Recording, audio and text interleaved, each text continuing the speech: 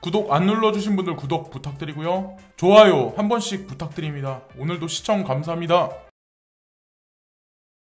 안녕하세요, 찰리브라입니다.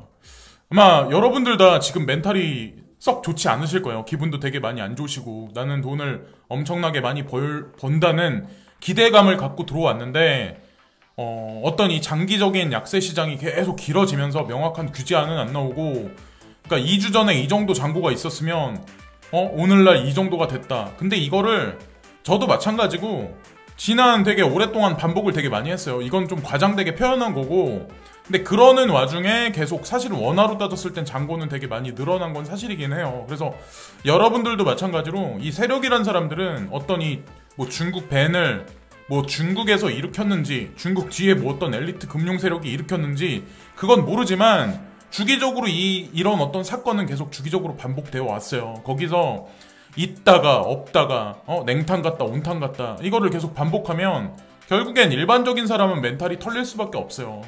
그러고 나서 이 시장을 떠나게 만드는 거죠. 자, 근데 명확한 규제안이 나와야 되는데 사실 근데 게리 갠슬러한테 저는 다 모든 것이 다 모든 어떤 그 칼자루가 쥐어졌다라는 생각은 안 하거든요. 궁극에는. 왜 그러냐면 여기 이제 누군가가 이제 이 문장을 던졌어요. 뭐 미국의 상원의원 중에 투미라는 사람이 있는데 이 사람이 크립토 커런시 시장, 그러니까 가상자산 시장의 명확한 명확성을 위해서 본인이 게리 갠슬러를 뭐 프레스한다. 이거 말도 안 되는 거예요. 게리 갠슬러와 같이 움직이는 사람들, 그 이면에 누군지 모르겠지만 이들은 이들 나름대로의 아마 플랜이 분명히 있을 거예요.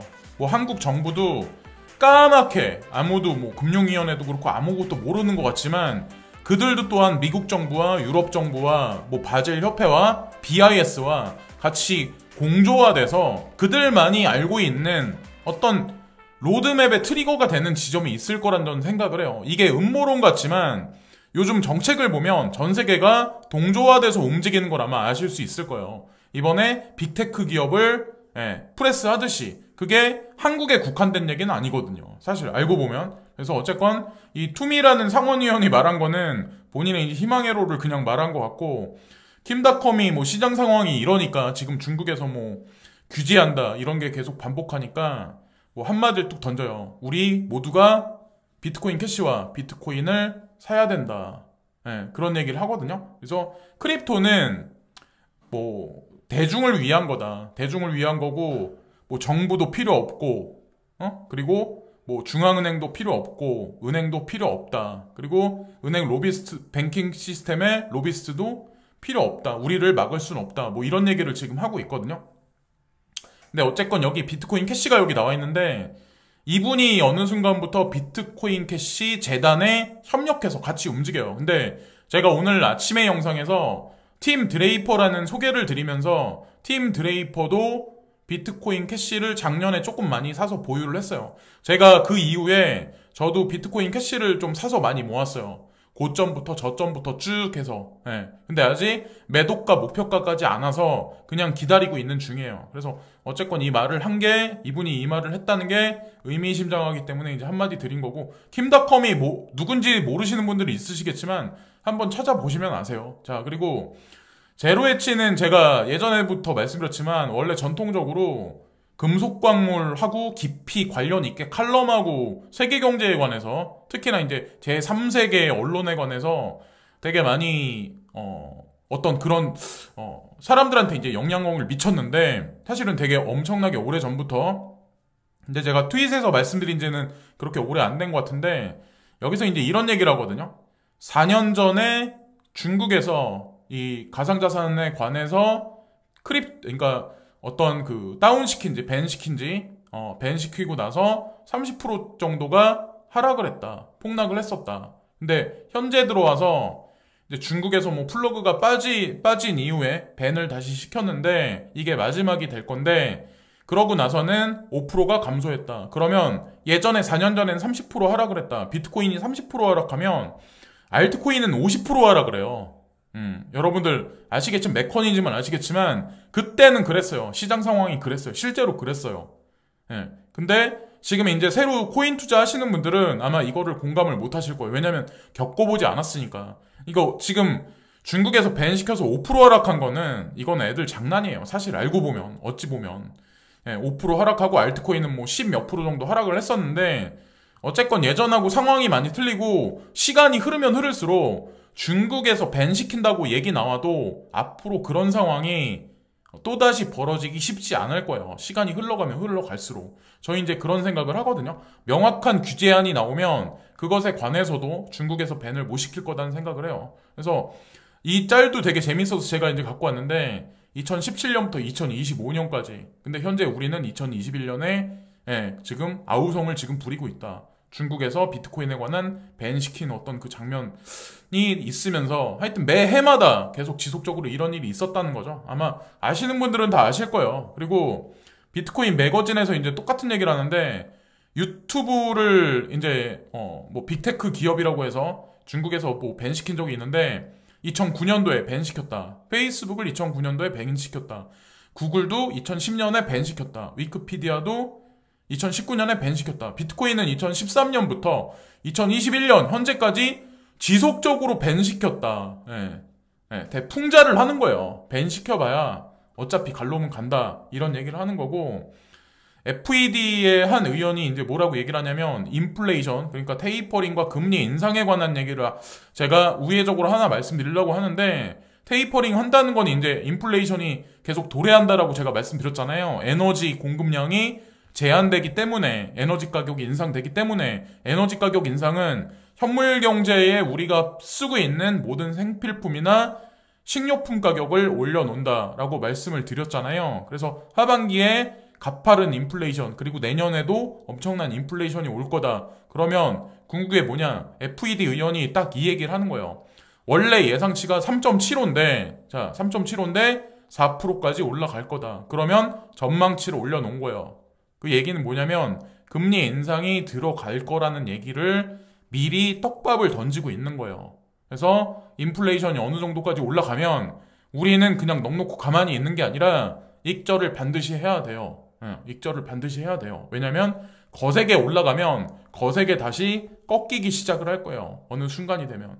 주식시장도 마찬가지로 이대로 계속 상승하진 않을 거란 생각을 합니다. 자, 그리고 AMB 크립토라고, 여기 영란은행인데 여기도 이제 뭐 뱅크 오브 잉글랜드죠.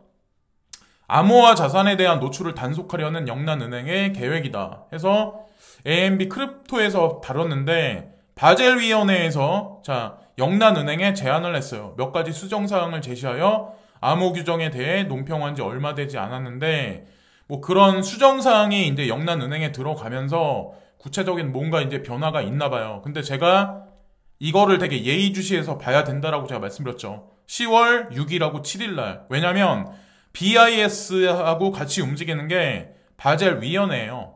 바젤 회의가 또 진행이 돼요. 그러면 이게 마찬가지로 전 세계 중앙은행에, 전 세계 중앙정부에 그 여파를 미칠 거예요. 그래서 규제안이 궁극엔 아마 시차를 두고 아마 나오지 않을까라는 생각을 합니다. 조금만 더 이제 힘드시겠지만 조금 더 기다려 보시고, 그러니까 카르다노, 자 찰스 호킨스가 이제 한마디를 했는데, 뭐 AMB 크립토는 뭐 어떻게 보면 인디안 미디어거든요. 자, 아프리카 좋아, 예스. 하지만 이것이 카르다노가 인도에 진출하는 것을 정말로 막는 것입니까? 뭐 이런 얘기가 나와요. 그래서 찰스 호킨스가 한 얘기를 보고 기자가 이제 뭐 인용해서 쓴 글이 있는데, 인도는 과거에 많은 기업들이 투자와 침투에 있어 잠재적으로 유리한 시장으로 주목해왔다. 특히 이 나라는 세계에서 6번째로 큰 경제 규모와 가장 젊은 인구 중 하나를 가지고 있습니다. 사실이에요. 전 세계에서 평균 연령이 가장 어린 나라가 인디아예요. 그것을 전 세계 뭐 이코노미스트나 아니면 사업가들은 그것을 주목해서 인도 시장에 10년 전에 다 들어갔던 거예요. 사실은 저도 이제 잠시 있었던 거고, 그걸 보고 어쨌건 잠재력이 있는 나라고, 이런 얘기까지 했었죠. 예전에 이제 모건 스탠리에서 그런 얘기를 했었죠. 2027년이 되기 전에 인도 증권 시장이 영국 증권 시장을 뛰어넘을 거다. 그래서 세계 4위로 등극될 거다라는 얘기를 했거든요. 근데 2030년이 되지도 않았는데 그런 얘기를 했다는 얘기는 이미 잠재성에 관해서 인정했다는 얘기고, 근데 호킨스가 이제 이런 얘기를 하거든요. 그럼에도 불구하고 인도에서 암호화폐가 합법인지 여부가 명확하지가 않다. 그래서 그 이유로 인도 진출 계획을 보류해야 한다. 호킨스가 그런 말을 이제 했는데 규제가 명확해지면 협력하게 되어 기쁘다. 인도는 우리가 깊이 관심을 갖고 있는 매우 중요한 시장이다라는 얘기를 해요. 그리고 나서 뭐라고 얘기를 하냐면 인도는 앞으로 몇 달 안에 의회에 상정될 예정인 암호화폐 법안을 진행 중입니다. 이게 전 세계라 다 마찬가지일 거예요. 이는 투자자와 개발자 모두에게 업계의 법적 프레임워크에 대해 보다 명확하게 제공될 수가 있다. 최근 보고서에 따르면 가상자산은 상품으로 분류될 것으로 알려졌으며 정부도 이를 중심으로 세금 구조를 구축하려고 노력하고 있다라는 얘기가 나오죠. 자, 명확한 규제안이 나오기 직전이다라고 보시면 돼요. 이제 지금 9월 말로 들어가고 10월로 넘어가잖아요. 이제 몇 달 남지도 않았어요. 자, 어쨌든 저희 이제 반복해서 말씀드리는 게 이거를 뭐 선동해서 지금 사야 된다라고 말씀드리는 건 아니에요. 근데 공부를 해보시고 나쁘지 않다라고 판단하면 뭐 500만 원이 어떤 사람한테는 큰 돈일 수도 있고 어떤 사람한테는 그냥 작은 돈일 수도 있는데 어느 정도 이제 뭐 직업을 갖고 일을 하시는 분들한테는 만약에 내가 가상자산에 투자를 해서 나쁘지 않겠다 판단을 하시면 이번에 뭐 변동성 롤러코스터 장세가 얼마나 있을지 모르겠지만 이 두 코인을 주목해서 지속적으로 야금야금 그냥 한 번에 사는 게 아니라 왜냐면 롤러코스터 장세에서 그거를 내가 견딜 수가 없잖아요. 그러니까 분할로서 매집을 한번 해보시면 어떨까라 저는 생각을 합니다. 저희가 나쁘지 않게 봐요. 예전에도 지속적으로 간간히 말씀드렸고 제가 디지털 커런시 그룹에 관해서 자주 말씀을 드리고 막 그렇게 하고 뭐 코인도 예전엔 추천을 많이 했는데 지금은 워낙 많은 유튜버들, 워낙 많은 블로거들이 인용해서 말씀하시는 분들도 되게 많고 이제 뭐 다 알고 있는 사실이고 디지털 커런시 그룹에는 포트폴리오가 있어요. 이들이 이제 투자하는 전 세계 기업이 핀테크 기업이 수백 개가 넘는데 그 중에 하나가 포트폴리오에 리플사가 있어요. 그래서 제가 리플을 가지고 있는데 안 올라가도 가지고 가는 이유가 그냥 DCG에서 투자한 기업이기 때문에 그런 거예요. 그리고 여기 DCG 이사 중에 한 명인 핵심 이사 중에 한 명인 글렌 허친스라는 그분이 분명히 얘기를 했잖아요. 예전에 XRP의 미래에 관해서 분명히 얘기를 했잖아요. 그런 거는 변함이 없다라는 생각을 합니다. 그래서 증권거래위원회 뭐 게리 겐슬러가 뭐 어떻게 나오든 뭐 이 쇼가 언제까지 이 연극이 진행될지 모르겠지만 결국에 연극은 끝나게 될 수밖에 없어요. 언제까지 이 소송이 진행될까요? 대마 불사라고 엄청난 놈이라고 이제 전 생각을 합니다. 마지막으로 이제 그걸 말씀드리면서 이번 영상을 마치려고 하는데 브래드 갈링하우스가 이제 그런 얘기를 했다고 하더라고요.